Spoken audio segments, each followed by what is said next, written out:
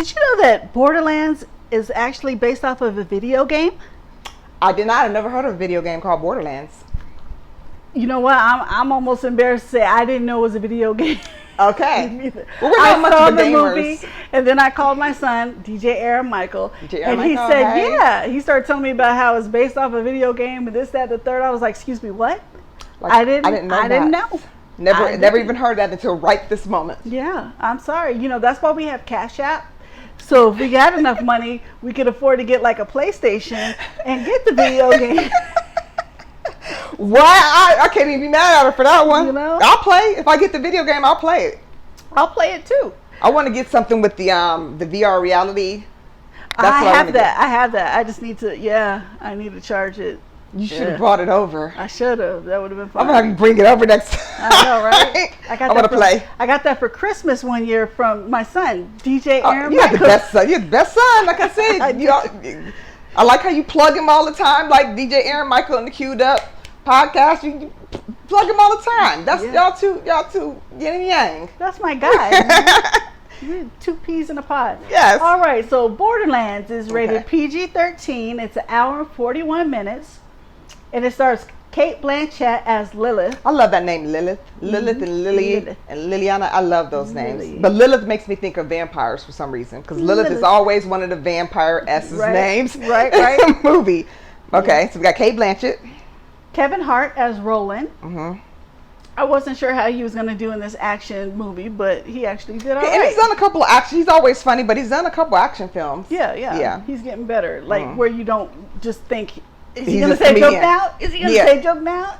Take him seriously for a little bit. Mm-hmm. We try to. Edgar Ramirez as Atlas. Mm-hmm. Jamie Lee Curtis as Tanis. She said that character, she feels like her character is autistic, so that's how she played her. Okay. And this is her, I think this is only the second movie, because the first one I almost said Jamie Foxx, Jamie Lee Curtis was in, was what's the one where it was all crazy and warped into different... Oh, Anything Everywhere All at Once. Yes, oh my gosh, I had to quit watching that movie. Even though we reviewed, I couldn't take it anymore. But anyways, besides that and this and Halloween, I haven't seen her in anything else. But it's nice to see if she's making a comeback a little bit. She's a scream queen. She can do other things. Yeah. Okay. Ariana Greenblatt as Tiny Tina. Okay. You remember her from Barbie, 65, and Love and Monsters. She's only 16 years old, and she is like on fire. People under 18 to watch hot and all list, that stuff. the hot list, and she's on fire. She is a great actress. I enjoy watching her do her thing. And Jack Black is the voice of Claptrap. Hey, Jack Black, I ain't heard from him in a while. Yeah. Claptrap voice. That's not easy to say. Claptrap voice. Claptrap voice. I know, that's why I messed it up. All right. The summary is straight from Lionsgate. Okay. What's going on Lionsgate in this movie?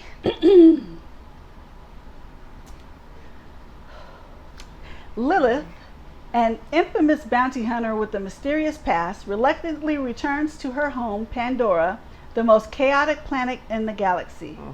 Her mission is to find the missing daughter of Atlas, the universe's most powerful SOB. Lilith forms an unexpected alliance with a ragtag team of misfits. Roland, a seasoned mercenary on a mission. Tiny Tina, a feral preteen demolitionist. Krieg, Tiny's muscle-bound protector. Tanis, the oddball scientist who's seen it all. And Claptrap, a wise robot. Together, these unlikely heroes must battle an alien species and dangerous bandits to uncover one of Pandora's most explosive secrets.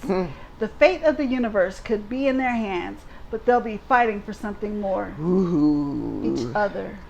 Each other? Oh no, not one of those movies. Now, how much, were there extra scenes in this movie? Yeah, there's an extra scene about 2 minutes into the credits. You okay, know, so... Like I was saying, how did you feel about this movie? Yeah, I didn't know it was based off a video game, but it looked really colorful, and it's action, and there's lots of shooting and killing and stuff like that, and it's set like, you know, in a dystopian future or whatever, in space or something. So it looked like my type of movie. So does it look like you could play it on a video game? Yes, it does. Because you know how some movies we watch, The one was like an 80s. I forgot the name of it, but you could, watching the movie, you could tell that it was a video game because he was kind of playing himself through the movie, and I forgot the name of it. Yeah. But I like movies like that where you can kind of pick up, yeah, I played this video game. That's right there. Right. That would be fun. I thought this was a mindless, fun type of video game, and I appreciated the fact that, you know how some movies, they keep alluding to something, like, in this one they keep talking about a vault, right?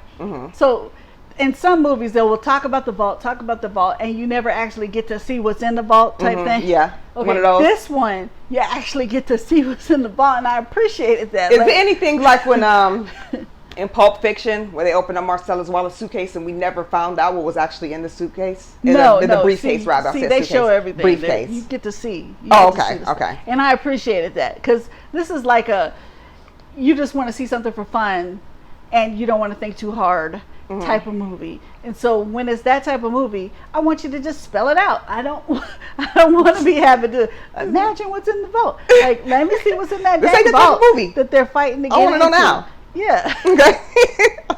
And like I said, Kevin Hart was pretty good in this, even, doing his action role. And he's been doing pretty good with his action roles. They have a movie coming out, him, Terrence Howard, a couple of other stars. It's coming out on Amazon pretty soon. And I think I don't know if it's some kind of bank robbery thing or what, but it looks like it's going to be pretty good, and Kevin Hart's in there. Now they got perms and stuff, and it's just hilarious. I can't wait till it comes out. I think I saw the trailer for that. Yeah, they got the trailer running right now. Now, what's some fun? So you did enjoy the movie? Just something fun? I enjoyed it. Yeah, I mean, just to kick it and watch. Unfortunately, it's not getting the best reviews, but I think that's from people that played the video game and they expected something different. See, I went in. Barely seeing the trailers. I was clear-minded. I just saw it as a movie. I didn't see it as, this is a video game remake type thing, and people get upset when there's a video game and it's transferred into a movie, or the book gets oh Lord, don't let the book get transferred into a movie. Oh my gosh, people lose it still. Okay, by now y'all should know better. Come on, y'all. They're going to change stuff. Even if it's the actual original writer, they're going to still change. Stuff has to be changed sometimes to adapt it to whether they're doing it on TV or the theaters, and they just get so angry if everything isn't exactly the same. That's not even possible. It's just not. And you got to let the director and the actors have some kind of creativity. You can't just put them on the set. All right, do this. Nobody can do that. You can't be natural when you do that. So is this my favorite movie in the whole wide world? No. Nah. But when it comes out on Netflix or whatever, streaming, I'd watch it again just for fun. For the fun of it. Yeah. Give us some fun facts. Okay, Eli Roth originally shot the movie with a planned hard R rating, keeping it in vein with the original game's M rating for mature audiences. However, last-minute rewrites, heavy edits, and reshoots from Tim Miller dialed the film back to a PG-13. That. This is only Roth's second film to receive a rating other than R, after the House with the Clock in Its Walls, which came out in 2018, which was PG. I've seen that one. I saw that one too. I liked it. It was fun. It made me crazy almost. Yeah. Because I couldn't find the clock, but I was going nuts. I'm like, there's no way I could live in that house. I would have to move. Right. Trying to find a clock, and somebody put it there on purpose to irritate you, and it's loud. All you hear is a I would have just gone. And Eli Roth, he's usually really good with making some gore. Let me tell you, there's a movie he made called Aftershock. You can pull that up. You can find it on probably most streaming services. Eli Roth also does The Hostels. He did Thanksgiving. Eli Roth Clown. And he did he has Eli Roth's Clown. I think it's spelled with is it with a C? Or I think it's a C. But anyways, Eli Roth will know how to bring some gory reality to your freaking face.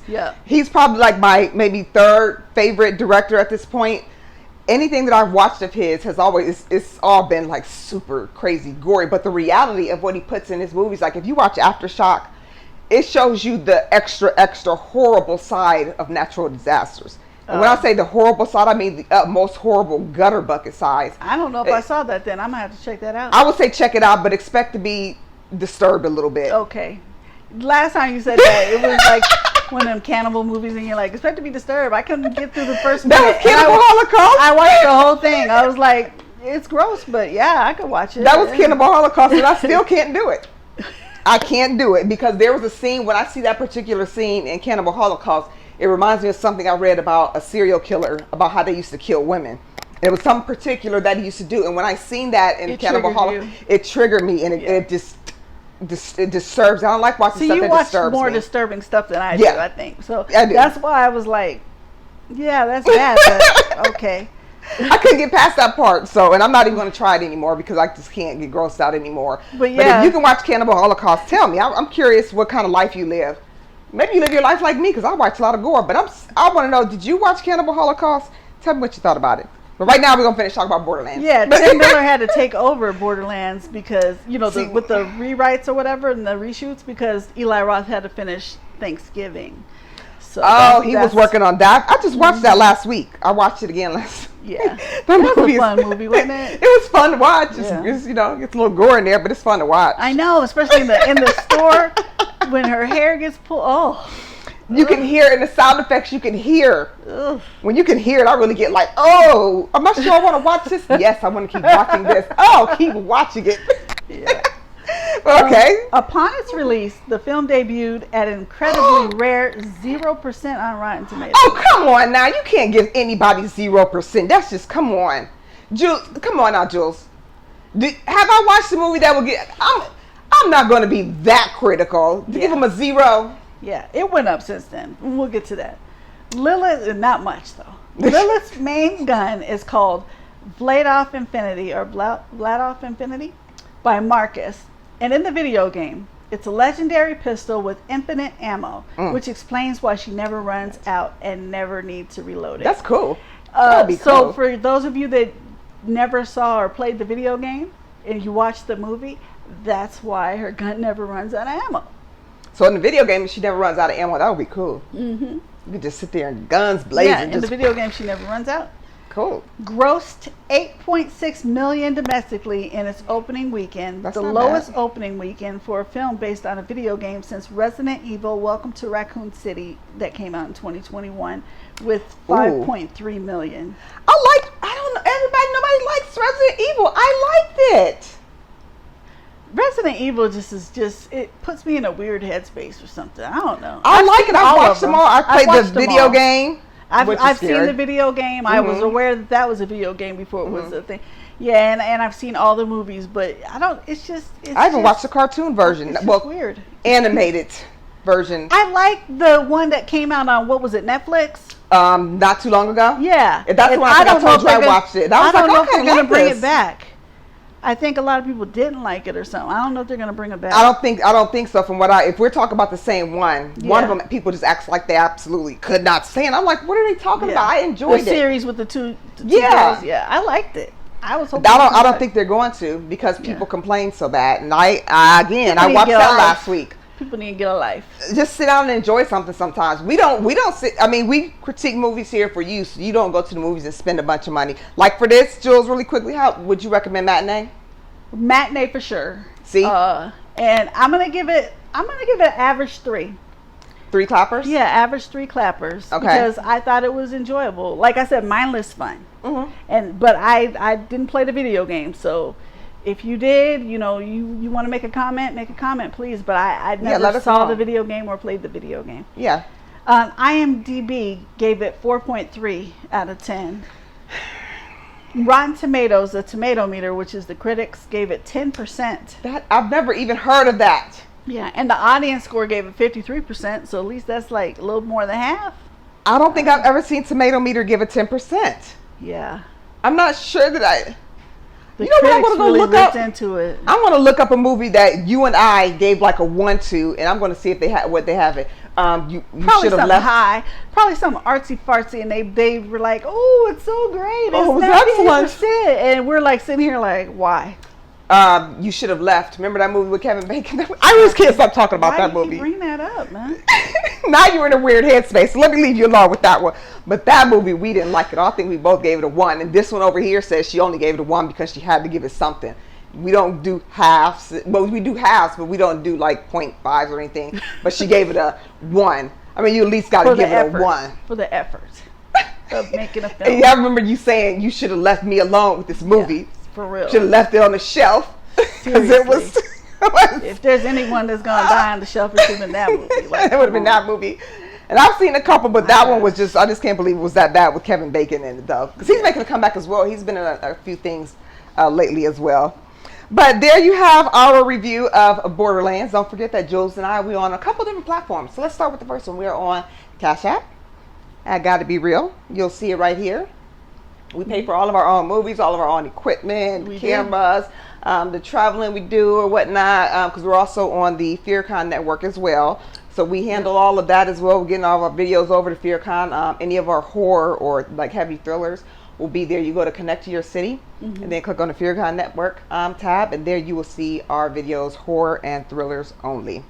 Okay, and don't forget. You said Facebook, right? We didn't get to that one yet. Okay. We're on Facebook. We're on YouTube.